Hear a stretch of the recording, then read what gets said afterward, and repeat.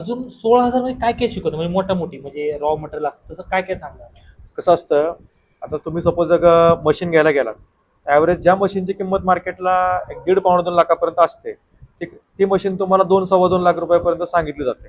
आणि कुठेतरी काय तर तुमचं मन समाधान करायसाठी ती मशीन तुम्हाला 2 लाखापर्यंत 70-80 पर्यंत मिळते. ऑलरेडी त्या मशीनची किंमत 1.5 लाख रुपये आहे. मग तिथं तुमचे 20-25 रुपये जास्त जातात. दुसरी गोष्ट, मशीनची सगळी माहिती नसते.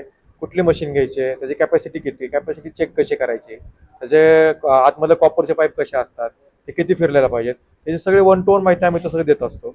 दुसरी गोष्ट, त्याला वापरणारे पल्प कोणते वापरायचे आहेत, पल्प मार्केटमध्ये कुठे अवेलेबल असतात, पल्पची क्वालिटी कशी चेक करायची, पॅकेजिंगचं मटेरियल कुठून घ्यायचं आहे, त्याचे जेन्युअन बायर्स जेन्युअन विक्रेते कुठे आहेत, त्या जेन्युअन व्यापाऱ्यांकडे माल कसा घ्यायचा आहे, गव्हर्नमेंटची लोनची स्कीम. बऱ्याचदा लोक असं म्हणतात, आमचाही हाच समज होता, गव्हर्नमेंटचं लोनची स्कीम होत नाही. का होत नाही, कशामुळे होत नाही?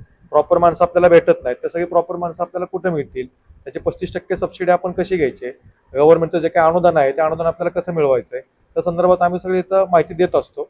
त्यामुळं या सगळ्या गोष्टींचं आम्ही इथं वन स्टॉप सोल्युशन देत असतो. अच्छा, म्हणजे तुम्ही वन सोल्युशन म्हणजे ऑल प्रॉब्लेम वन सोल्युशन तुम्ही ऑल करता. प्रॉब्लेम्स वन सोल्युशन अच्छा. कुल्फी आता तुम्ही सेक्टरमध्ये. सांगितलं की 100 पेक्षा जास्त लोकांनी ट्रेनिंग घेतली, तर सक्सेस रेशो काय आहे? आणि कसं आहे, आता सक्सेस रेशो जर बघायला गेला तर 100 पैकी कमीत कमी 60 ते 70 लोकांच्या आता व्यवसायात तर चालू आहे.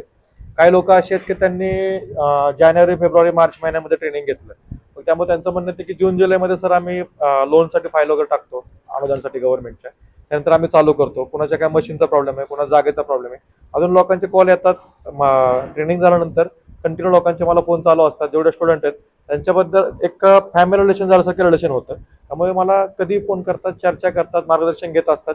कधी कधी असंही होतं की त्यांच्याकडनं काय मार्गदर्शन आम्हाला मिळतं, कुल्फी शेजारचं सोडून येतं, कारण की एक रिलेशन बॉन्डिंग झालेलं असतं. त्यामुळं एक रिलेशन बनून जातात आणि एकमेकाला विचारांची देवाणघेवाण होत असते.